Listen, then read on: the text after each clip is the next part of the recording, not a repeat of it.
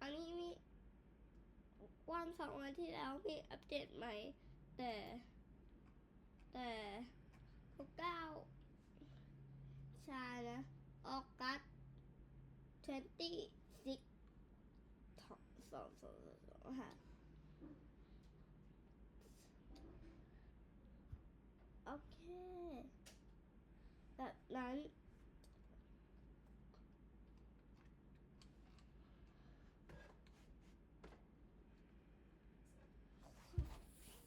while flying creative paper 86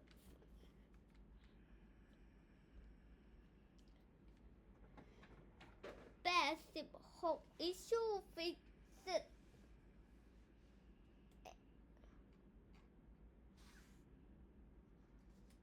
แล้วก็ installation แล้ว Snapshot 25W35A is here with a huge load of fixes for copper golems, a bunch of new game rules, and more. My name is Sliced Lime, and this is a showcase of the changes in this version. Let's dig into it with the copper golems and copper chests. Copper golems no longer require 3 blocks of empty space above a chest to place items into it, and they no longer stop opening chests if they have a bit of space to walk around. Copper golems can now put items into chests placed above the level they're standing on and no longer interact with chests that are diagonally through solid blocks. Copper golems are now 0.98 blocks tall to be able to pathfind into 1 block spaces. They now properly avoid dangerous blocks when moving 2 chests and no longer try to move 2 chests they can't reach when leashed. Copper golems no longer continue their chest searching animation while dying, and the comparator reading a copper golem statue no longer stays active when the copper golem is reawakened. When a copper golem is created, its chest now properly connects to other copper chests around it. Chests no longer sometimes get stuck in inverted states after a copper golem interacts with them. There are some visual fixes for them as well. You now get particles when scraping off oxidation from copper golems, and there's no longer Z-fighting when their heads intersect their bodies. The lightning rod on a copper golem statue is no longer shorter in the sitting pose. Double oxidized copper chests no longer miss some pixels from their textures, and the underside now uses a merged form. The diagonal shading direction is now uniform for double copper chests as well. The sounds of copper golems have been made slightly lower, and the sounds of copper chests now vary slightly depending on their level of oxidation. A few visual fixes for the shelves as well. They no longer float when you hold them in your hand in third-person view, and their particles are no longer unusually high resolution. Removing an item from a shelf now uses the right subtitle. Let's talk about new game rules. A number of server options have been removed from the server.properties file and are now game rules instead. That includes PvP, which controls whether players can hit each other. Allow entering Nether using portals controls whether portals can be used to enter the Nether. Spawn monsters controls whether monsters should spawn naturally. And enable command blocks controls whether command blocks should work in the world. The default setting for all the new game rules is true. Some gameplay fixes. Clocks now once again don't work in the crafting interface. When flying in creative or spectator mode, you're no longer prevented from sprinting by being over water. Hanging signs can now only be crafted using iron chains. There are no longer multiple variants of lightning rods in the redstone tab of the creative inventory, but you can now find copper chests there. And copper and iron nuggets are now sorted correctly in the creative inventory. More visual news. Enchantment glints were broken in the previous snapshot. They are now once again visible on shields and tridents. Enchanting tables now once again animate independently of each other. Glowing entities now render correctly inside of inventory screens, and the glowing item entities no longer turn white for a moment while being picked up. The miniature mobs inside of spawners and trial spawners have been fixed to not always be fully bright again, and block cracks now show once again on banners and skulls. Block cracks now also show immediately on chests instead of only showing a ways through the animation. The purple light saturation from end flashes is no longer affected by the brightness setting or by being afflicted by the darkness effect. User interface news in this version. The default server name when adding a server is now a hint instead of pre-filled. Clicking the arrow to join a server now once again joins that server immediately, even when no server has been selected. More text input fields in the game now support clicking and dragging to select text, and the cursor now changes shapes depending on what it is over. An I-beam shape over text inputs, double arrows over sliders and scroll bars, a not allowed sign over disabled elements, and a pointing hand over clickable links. All of these can be turned off using a new option under mouse settings called Allow Cursor Changes. The debug menu is no longer rendered on top of the debug options screen, and the hint about F3 and Q for help is no longer shown on the debug menu on screens where chat is unavailable. There's also support for a new language in this version, the Helician language. And of course, this version also comes with stability fixes, including several crash fixes. This snapshot also introduces the first version of the Minecraft Server Management Protocol. This is a new JSON RPC over WebSocket protocol for managing Minecraft servers, which supports querying and updating of server state, as well as notification on state changes. With this version, we also get Data Pack version 85 and Resource Pack version 67, with new abilities for the Copper Golem to equip items, player heads in text components, and more. If you're also interested in that, keep your eyes on the channel for a separate video. But that's all for this one. Thank you for watching. This video comes with a new video rule called Must Click Like Button, which defaults to being on. My name is Sliced Slime, and I'll see you next time.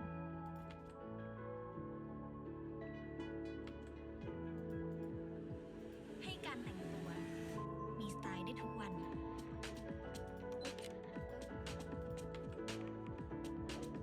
วันที่อยากชิคก็มิกซ์ได้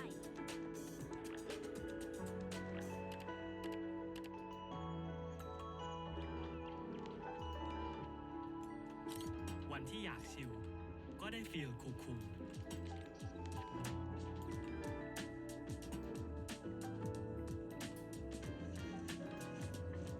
ลุคซอฟต์ก็ดูดี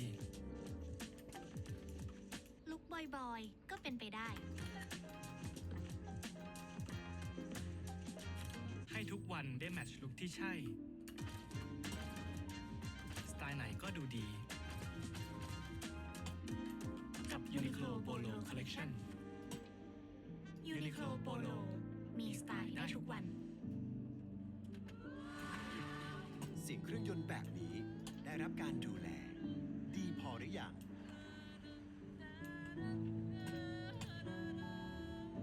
Castrol Magnatec ปกป้องเครื่องยนต์ดีขึ้น 50% เมื่อเทียบกับมาตรฐานอุตสาหกรรมที่เข้มงวด เพื่อการเดินทางที่ราบรื่นในทุกครั้งที่สตาร์ท Castrol Magnatec ปกป้องไม่มีหยุดทุกครั้งที่สตาร์ท เข้ารับบริการที่ศูนย์บริการ Castrol Auto Service ทั่วประเทศได้แล้ววันนี้ ไม่ทำแบบนี้ดิ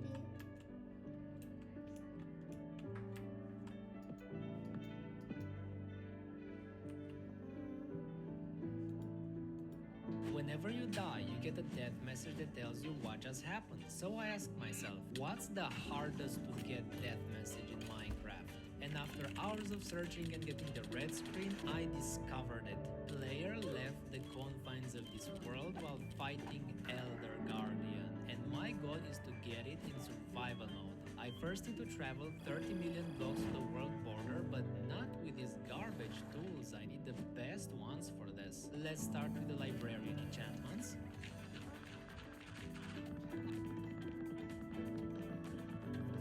Welcome to your new life. How are you doing that? Now I reset them for hours on end to get the useful enchantments. Selling me trash, unforgivable. ค่ะใช่ค่ะใช่ Whoops. So I have all the librarians but not the emeralds to buy the enchantments. The problem is this machine I was using for infinite string trades isn't working with the new update. Let's build another. And this one isn't working either. That means the fishermen are useless now, so they must die and be replaced with fletchers. Having to actually work for the emeralds is lame.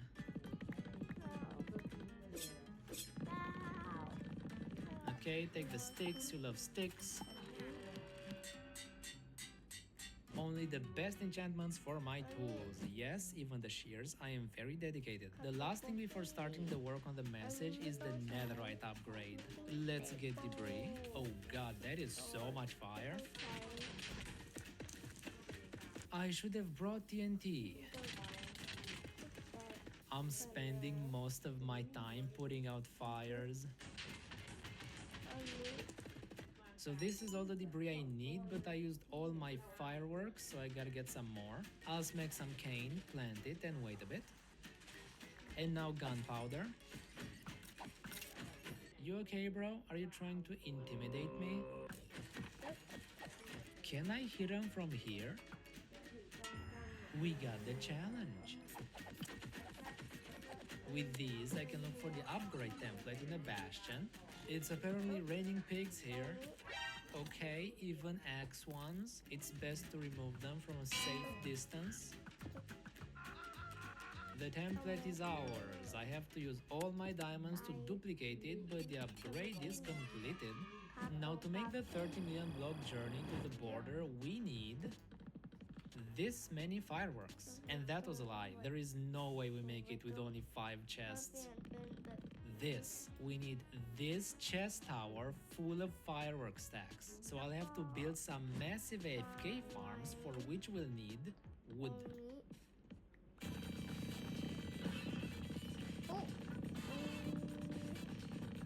I barely started and I consumed an entire netherite axe. I guess I'll sell stuff to mend it, which is painfully slow. I need 5 inventories full of sticks for max durability. Now we need dirt, stupid amounts of dirt. What if instead of trades to fix the tools, I use the dragon? Worth a try. Okay, that's right, I brought the warden to the end a while ago. How many in a row can I get? 1, 2, 3, 4. This is for real. You ruined my streak. You will die for that. You're actually gonna die either way. Oh well. You get what you deserve. แบบนี้บ้านแบบนี้ดูดี ซอสปรุงอาหารแม็กกี้เปลี่ยนโฉมใหม่ สวย จับกระชับมือทำจากซอสถั่วเหลืองที่หมักด้วยวิธีธรรมชาติ การันตีความหอมอร่อย เหมือนเดิมทุกขวดแม็กกี้โฉมใหม่หอมอร่อยเหมือนเดิม Half a shovel. The Ender Dragon experience is enough to fix just half a shovel. On second thought, stick selling is not that bad. Now we need a lot of carpet, so every sheep will go bald today. This is not your bed anymore. While we wait for this extra king to grow, I'll need a metric ton of iron. Reaching the ceiling ores is the most annoying part. Oh, the king's done. And it's still not enough, so I'll plant even more. Also, this is less than half the ores we need. Why is every skeleton ever here? I can use scaffolding to get the ores above. How did I not think of this? Bruh, zombies can use them too?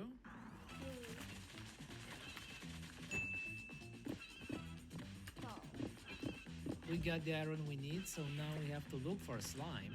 This swamp's good enough, but there's so many mobs here. Like, how many zombies can fit on one island? Now I have to fight an army of spiders. You know what? Screw this. I'll find a better place. Yep, there you go. One spider down, two spiders down, three spiders down. This swamp is perfect. wait. I just found the door. With these balls, we have everything needed to build the farms. This is gonna be the gunpowder one. The carpet stops spiders from spawning. Up here. The snowman will lure the creepers. Okay, one. And the trap door will stop zombies from spawning. Only half. The farm is ready, but we need so much gunpowder that I'll have to build 3 more, just like it.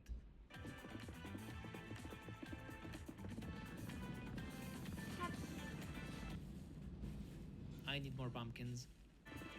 Here. Here. Come here. We got a thick farm that's already working, so it's time for the sugarcane. This collection system has hoppers, barrels, chests, and redstone stuff. Thank God for the tutorial.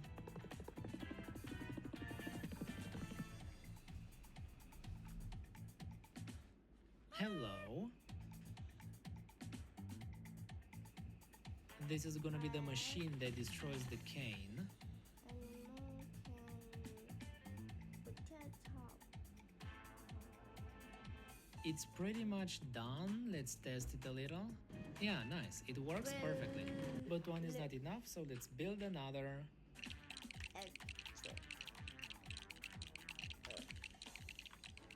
We have 6 entire AFK farms. Now I just chill for a few hours.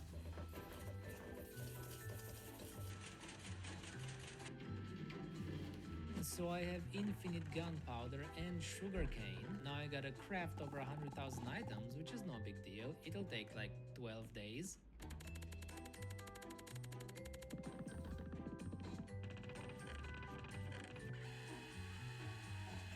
So the mighty firework tower is done, and I need to put all of this into shulker boxes, so we need way more. I'll have to destroy like 10 end cities.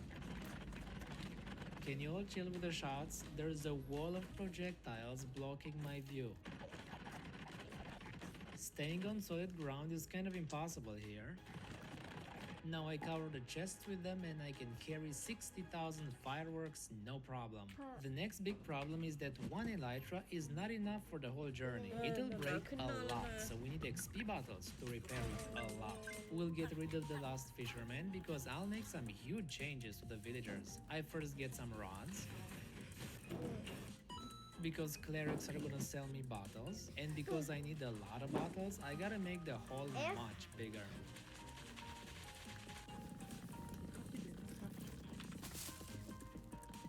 Looks good enough. Now I could buy the bottles like this, but if I infect then cure them, they'll give me better prices. I'll build a roof.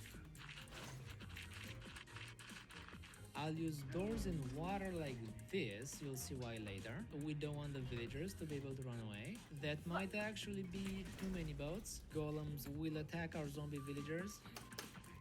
Okay, mister, time to get in. For real, another golem. So the left side is fully infected. Come over. Why are there so many golems? The Fletcher side is almost